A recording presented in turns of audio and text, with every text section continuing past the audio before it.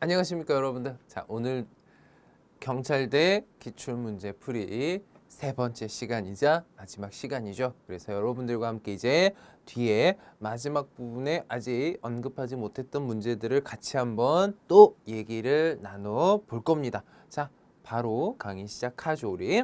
자, 현대시부터 일단 시작을 좀 할 겁니다. 자, 우리 여러분들 보고 계시는 문제에도 역시나 지문은 같이 실려 있을 겁니다. 자, 시가 세 편이 실려 있죠. 서정주의 자화상, 그다음에 윤동주의 쉽게 쓰여진 시, 김광균의 노신인데 여러분들이 아마 한 번쯤 다 학창 시절에 공부하셨던 문제집에서 한 번씩은 다 보셨던 작품들일 겁니다. 그래서 크게 낯설다, 또 아주 어렵다, 뭐 처음 보는 작품이야 라는 작품들은 아닐 거라고 일단 생각을 해봅니다. 자, 문제를 풀면서 우리가 작품들에 대해서 얘기할 부분들이 있으면 얘기하면서 종합적으로 좀 같이 넘어가도록 하죠. 자, 33번입니다. 가다의 표현 방법에 대한 설명으로 적절하지 않은 것은 이라고 되어 있습니다. 자, 일단 여러분들 풀어보셨을 테니까 답이 되는 건 당연히 5번이 되겠죠. 자, 일단 1번에 가는 상징과 직유법으로 자신의 모습을 그리고 있다는데 가에서 상징과 직유라는 건 일단 직유는 뭐뭐처럼 뭐뭐 같은 그다음에 뭐뭐인 듯과 같은 것들이 좀 사용이 돼야 되겠죠. 자, 두 번째 줄에 팥뿌리 같이 그다음에 자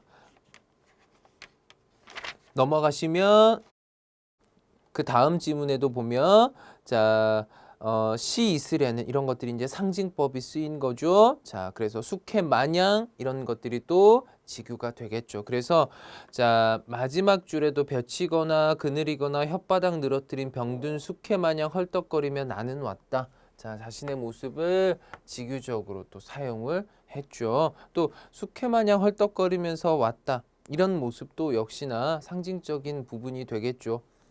자, 두 번째, 나는 의문의 형식으로 자신의 고뇌를 토로하고 있다. 나시에서 보면 아마 여러분들 금방 눈에 띄실 겁니다. 나는 무얼 바라 나는 다만 홀로 침전하는 것일까? 와 같은 구절들에서 우리가 이번의 상황을 확인할 수가 있죠. 자, 다해선 도노법과 의인법으로 시적 감정을 드러내고 있다. 자, 도노는 뭔가 상대의 어떤 호칭이나 명칭을 부르는 거죠. 자, 시에서 분명히 등장했죠. 노신이여 라고 돼 있습니다. 자, 그리고 의인법은 뭐 등불이 나에게 속삭거린다 와 같은 구절들이 해당이 되겠죠. 자, 4번 설명 크게 어렵지 않게 확인하실 수 있고, 자, 5번에서는 나다는 모두 대구적 표현인데 사실 나에는 대구적 표현이 쓰이지 않았죠. 다에서만 대구적 표현 쓰였죠. 마지막 두 줄이죠. 여기 하나에 상심한 사람이 있다, 여기 하나에 굳세게 살아온 인생이 있다 해서 대구적 표현을 확인해 볼 수 있죠. 자, 34번에 가다에 드러난 시적 상황에 대한 설명으로 가장 적절한 것은 이라고 돼 있습니다. 자, 답은 당연히 4번이 되겠죠. 자, 나와 다는 시에 대한 의구심을 바탕으로 시상을 전개하지만 가는 그렇지 않다라고 돼 있습니다. 자, 가는 왜 그렇지 않느냐라는 걸 확인할 수 있습니까? 지문에 보면 드러나 있죠. 자, 마지막 연에 보시면 자화상의 마지막 연을 보시면 찬란히 튀어오는 어느 아침에도 이마에 얹힌 시의 이슬에는 몇 방울의 피가 언제나 섞여 있어 라는 거죠. 이마에 얹힌 시의 이슬이다 라는 구절. 그래서 결국 이 시는, 이 시의 화자는 시에 뭘 가지고 있다라고 볼 수 있죠, 여러분들? 확신을 가지고 있다라는 걸 우리가 확인할 수 있다라는 거죠. 근데 나와 다는 일단 나시에서는 윤동주 시의 화자가 뭐라고 말합니까, 여러분들? 자, 일단 이렇게 인생은 살기 어려운데 시가 왜 이렇게 쉽게 쓰여지지? 이건 참 뭐한 일이다. 그렇죠? 부끄러운 일이다 라고 얘기를 합니다. 그리고 시인이란 참 슬픈 천명인 줄 알면서도 지금 현재 내가 할 수 있는 건 시 쓰는 것밖에 없구나 라고 얘기를 하고 있죠. 그리고 또 다에서는 시를 믿고 어떻게 살아가나 라고 물론 직접적으로 드러나고 있죠. 그래서 4번이 맞는 설명이 되겠다라고 우리가 얘기할 수 있습니다. 자, 35번으로 좀 넘어가서 얘기를 나눠보죠. 자, 보기를 참조해 달을 감상한 것으로 적절하지 않은 것은 이라고 돼 있습니다. 보기를 참조해서 달을 감상하는 거죠. 자, 여러분들이 아마 고르신 답이 맞았을 거라고 저도 생각을 합니다. 답은 몇 번입니까? 4번이 되겠죠. 경제적 무능함에 대한 비난을 받던 화자는 결국은 노신을 본받아 생활고에서 벗어나려고 하고 있다. 만약에 이런 모습이 실제로 드러났다면 작품성이 좀 떨어지겠죠, 여러분들. 아마 우리가 안 배웠을 수도 있습니다, 글씨를. 그렇죠? 그래서 생활고에서 벗어나려고 하고 있는 게 아니라 오히려 어쩌겠어. 나는 시인인데 시인이 가난할 수밖에 없다면 그렇게 살아야지라고 오히려 자신의 어떤 소신을 더욱더 굳건히 하고 있죠. 그럼에도 불구하고 난 시를 계속 써 나갈 거야 라고 얘기를 하고 있죠. 그래서 4번이 잘못됐다라는 거 우리가 찾아볼 수가 있겠죠.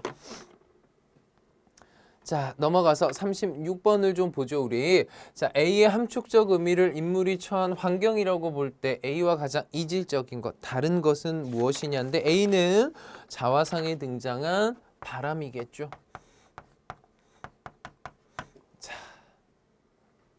바람. 23해 동안 나를 키운 건 파라리 바람이다. 자, 그렇다면 이 바람은 여러분들 긍정적인 것 같습니까? 부정적인 것 같습니까? 자, 화자에게 처해진 어떤 힘든 외적인 요소들을 말하겠죠. 그걸로 인해서 내가 이렇게 뭔가 좀 탄탄해졌어. 강해졌어. 내 멘탈이 이렇게 강해진 건 바람 덕분이야. 우리도 흔히 어떤 일들, 힘든 일들 겪고 나니까 내가 그래도 좀 단단해지더라 라는 얘기를 하게 되는 것과 같은 상황이겠죠. 그랬을 때 다른 것인데 아마 금방 좀 눈에 띄는 소재가 있었을 겁니다. 2번이죠. 풋살구인데 이 풋살구는 자, 시에서 풋살구를 좀 우리가 보면 자, 앞부분에 풋살구가 나와 있죠. 자, 네 번째 줄에 엄에는 달을 두고 풋살구가 꼭 하나만 먹고 싶다고 했으나 인데 여기서의 풋살구는 엄마가 뭘 했다라는 걸 알려주는 기능을 하고 있습니까? 그렇죠. 아, 엄마가 아이를 가졌구나, 임신했구나라는 걸 알려주는 기능을 하고 있는 소재다라고 봐야지 맞겠죠. 그래서 엄마가 먹고 싶은 거라고 우리가 봐야 되겠죠. 자, 37번입니다. B를 이해한 내용으로 가장 적절한 것은 이라고 되어 있습니다. 자, B가 어디 있나 하고 보면 쉽게 쓰여진 시에 있습니다. 등불을 밝혀 어둠을 조금 내몰고 시대처럼 올 아침을 기다리는 최후의 나입니다. 자, 나시를 우리가 간략하게 좀 보죠. 자, 창밖에 밤비가 속살거려 육첩방은 남의 나라가 맞죠. 일본의 다다미 방을 말하죠. 자, 비가 내린다.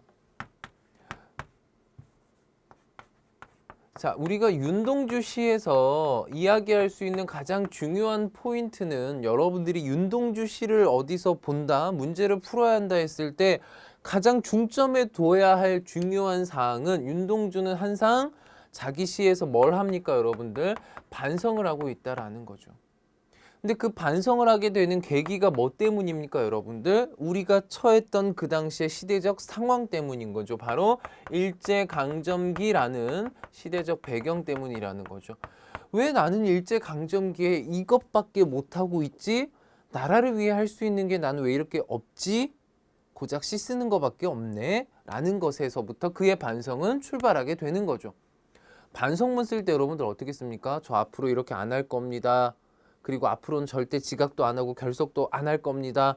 자기가 앞으로 뭘 할지에 대해서 얘기를 하죠. 그래서 일제강점기라는 상황 속에서 반성을 하고 그것이 나 앞으로 열심히 나라를 위해서 최대한 희생할게요 라는 희생에 대한 약속이 드러나죠. 그래서 우리가 이제 희생양 모티브다라고까지 얘기를 합니다. 자, 이것이 이제 윤동주 시에서 우리가 좀 중점적으로 놓치지 말고 찾아야 될 중요한 요소들이 되겠죠. 비가 내린다. 아, 물론 날씨가 안 좋았나 봐 라고 생각할 수 있겠지만 비가 내린다는 건 어떤 성찰의 계기나 또는 성찰을 할 수 있는 분위기를 만들어주는 외적인 요소가 되겠죠. 시인이란 슬픈 천명인 줄 알면서도 한 줄 시를 적어볼까? 참 공감이 되면서도 안타까운 구절입니다. 자, 슬픈 천명이다. 내가 그 당시에 윤동주가 할 수 있었던 건 시 쓰는 것밖에 없었겠죠. 아, 이게 정말 내가 제일 잘할 수 있는 나의 천직인데, 근데 그게 일제강점기라는 시대적 상황 속에서 너무나 슬픈 직업이 돼버렸다라는 거죠. 땀내와 사랑내 포근히 풍긴 보내주신 학비 봉투를 받아 윤동주가 일본에서 공부할 때죠. 대학 노트를 끼고 늙은 교수의 강의를 들으러 간다. 여기서의 교수는 어떤 윤동주한테 부정적인 교수인 거죠. 실제 도움이 되지 않는 고리타분한 학문만 가르치는 교수죠. 생각해보면 어린 때 동무들 하나둘 죄다 잃어버리고 나는 무얼 나는 다만 홀로 침전하는 것일까? 자, 성찰의 계기는 만들어졌습니다. 그러면 윤동주 화자는 성찰을 해야겠죠? 뭐 하고 있습니까? 침전하고 있다라는 거. 드디어 윤동주 성찰, 반성을 하기 시작했다라는 거죠. 자, 인생은 살기 어렵다는데 성찰의 내용입니다. 시가 이렇게 쉽게 쓰여진 건 부끄러운 일이다. 반성하고 있죠. 나 너무 부끄러운 삶을 살고 있다. 육첩방은 남의 나라 창밖엔 밤비가 속살거리는데 등불을 밝혀 어둠을 조금 내몰고 시대처럼 올 아침을 기다리는 나. 자, 등불을 밝혀 어둠을 내몬다라고 되어 있습니다. 당연히 이 어둠은 일제강점기라는 암울한 우리의 시대 현실 상황일 테고, 자, 이 어둠을 내몰고 우리가 맞이해야 될 것은 시대처럼 올 아침입니다. 자, 시대처럼 올 아침이라는 거죠. 자, 아침이라는 건 오지 마, 좀 늦추자, 막을 수 있는 대상입니까? 안 되죠. 무조건 오는 거죠. 그 누구도 막을 수 없는 게 아침인 거죠. 그래서 우리한테는 분명히 무엇이 광복이 언젠가 분명히 꼭 찾아올 거야 라고 얘기하는 거죠. 자, 그것을 기다리는 최후의 납니다. 나는 나에게 작은 손을 내밀어 눈물과 위안으로 잡는 최초의 악수다. 자, 나는 나에게 악수를 하고 있습니다. 이렇게 하는 악수가 아니겠죠, 여러분들. 이 나는 현실의 나, 육체, 그리고 이 나는 정신적인 자아겠죠. 자아가 분열된 상태라고 볼 수 있겠죠. 그 두 자아가 악수를 나눈다라는 건 화합의 의미를 이야기하겠죠. 그래서 분열된 자아가 화합하는 이미지도 같이 드러나고 있다라고 볼 수 있겠죠. 자, 그랬을 때 우리가 이제 37번의 B를 이해한다면 당연히 답은 5번이 되겠죠. 그래서 37번에 어두운 시대에 적극적으로 맞서지는 못하지만 그래도 희망을 간직하는 태도를 가지고 있죠. 이 희망은 당연히 조국의 광복일 것이고 그것은 시의 시대처럼 올 아침이다라고 일단 나와 있다라고 우리가 볼 수 있겠죠. 자, 넘어가면 이제 딱딱한 비문학이 또 나왔습니다. 자, 비문학을 좀 우리가 살펴보죠. 자, 윗글의 내용과 일치하지 않는 것은 이라고 되어 있습니다. 자, 지문을 같이 보면서 우리가 또 얘기를 나눠보죠. 자, 38번에 사실 크게 어렵지 않게 일치 불일치 문제는 답이 나왔을 거라고 생각을 합니다. 자, 2번이 답이 나왔습니다. 비트겐슈타인은 실제 세계는 가치가 있어야 존재할 수 있다고 보았다. 인데 어디가 잘못했습니까, 여러분들? 그렇죠? 실제를 뭐 했습니까? 이 사람 부정했죠. 그래서 실제 세계는 가치가 있어야 존재할 수 있다가 아니라 애초에 실제 자체를 부정했다라는 거죠. 자, 두 번째 문단입니다. 자, 대표적으로 비트겐슈타인은 첫 줄에 선하거나 악한 것은 근본적으로 나이며 실제 세계가 아니다라는 말로 가치에 관한 실제론을 부정한다라고 분명히 언급되어 있죠. 두 번째 문단 첫 줄에. 그래서 2번은 잘못됐다. 자, 1번 같은 경우는 1문단에서 내용 확인하실 수 있습니다. 3번은 2문단에서 내용 확인이 가능하고 4번은 3문단, 5번은 4문단에서 내용 확인 가능합니다. 그래서 일치하지 않는 건 2번이다 라고 여러분들이 생각하시면 되겠죠. 자, 39번에 위 글의 서술 방식으로 가장 적절한 것은 이라고 되어 있습니다. 자, 위 글이 어떤 방식으로 글이 쓰여져 있느냐인데 답은 3번이 되겠죠. 논지에 대한 여러 이론들을 반론과 그에 대한 재반론식으로 제시하고 있다라는 거죠. 자, 여러분들이 지문을 좀 읽어보시고 분석을 해보셨다면 아마 3번은 좀 납득이 갈 겁니다.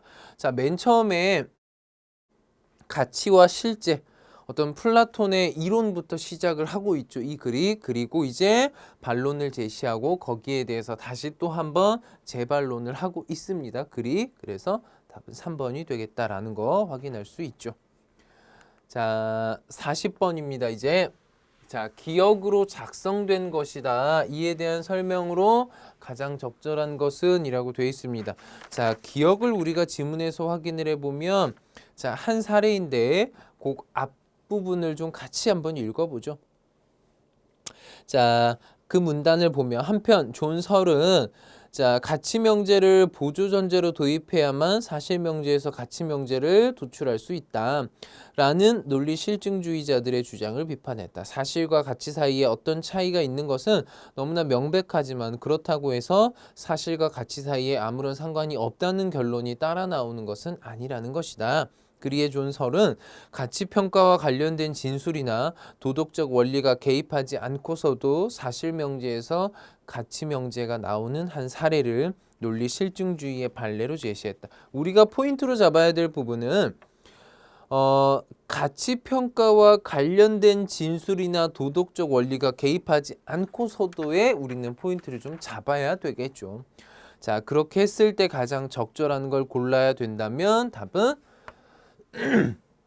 3번이 되겠죠. 자, A부터 E는 평가적 진술이 없이 사실 명제에서 가치 명제가 도출되는 과정을 보여주고 있다.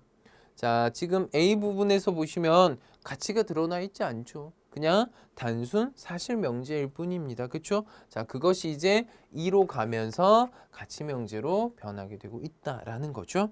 그래서 가치 명제가 도출이 됐기 때문에 3번이 답이 되겠다라고 우리가 볼 수 있겠죠.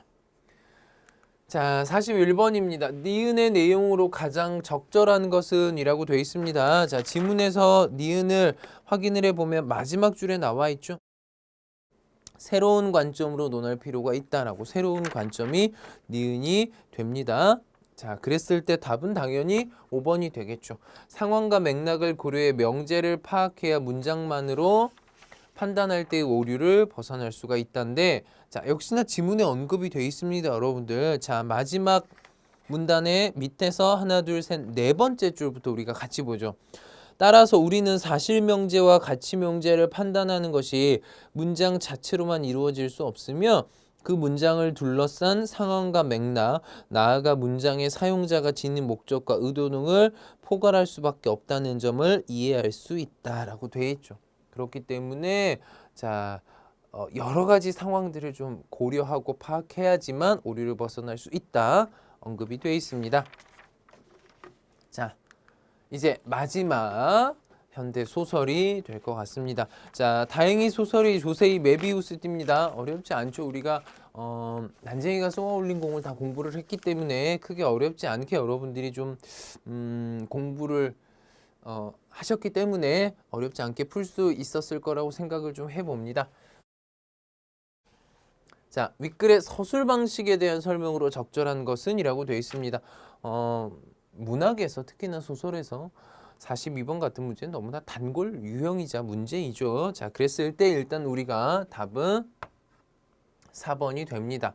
사실상 답은 조금 뭐랄까 쉽게 허무하게 나옵니다. 그렇죠?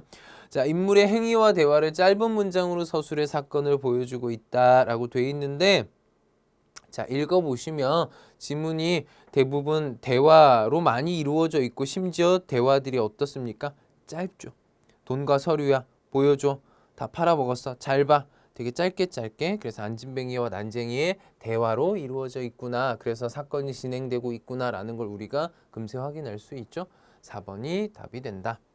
자, 43번에는 자, 기억부터 미음 중 말하는 인물이 다른 것은 이라고 되어 있습니다. 자, 기억은 자, 우리 이름이 이 공책에 적혀 있어. 그런데 연필로 그어버린 거야. 이건 팔았다는 뜻이야. 자, 니은은 자, 중략 뒷부분이죠. 살 게 많아. 자, 그리고 디귿은 겁이 나서 그래. 안진뱅이가 물었다. 아무렇지도 않아. 꼽주가 말했다. 묘해. 이런 기분 처음이야. 그럼 잘 됐어. 잘 된 게 아니야. 자, 이 부분에서 보면 겁이 나서 그래? 안진뱅이가 물었고 아무렇지도 않아 꼽추가 말했죠. 이런 기분은 처음이야 라고. 자, 그럼 잘 됐어. 안진뱅이가 대답했죠. 그리고 아니야, 잘 된 게 아니야 라고 다시 꼽추가 말했죠. 그러니까 일단 리을은 꼽추라는 게 확실해졌죠. 자, 미음은 마지막에 안진뱅이가 말했다. 가 막지 않겠어. 나는 아무도 죽이지 않았어. 자, 그래서 답은 리을 꼽추가 되고 나머지는 다 안진뱅이다 라고 우리가 볼 수 있겠죠.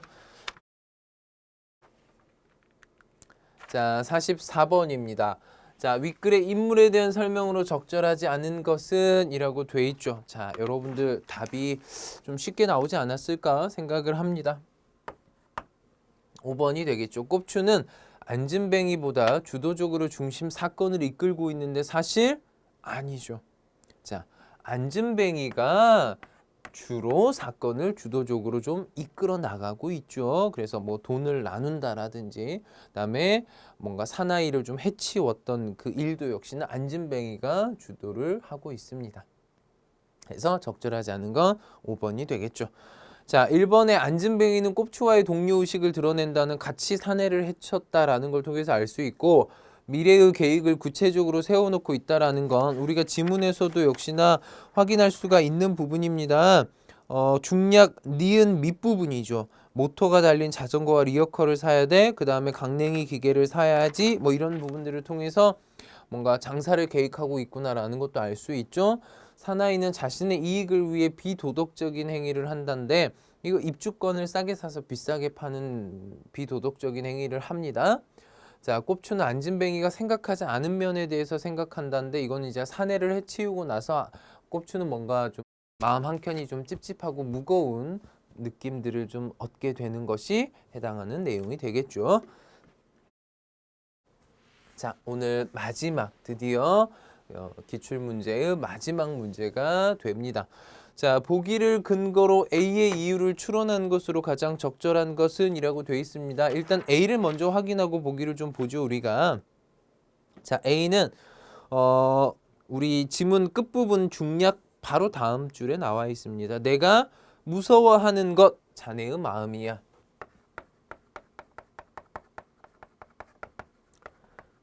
자, 일단 이 대사는 누굽니까, 여러분들? 꼽추가 한 거고 이 무서워하는 건 지문의 자네의 마음이야 라니까 꼽추가 안진뱅이의 마음을 지금 무서워하고 있다라고 우리가 볼 수 있다라는 거죠.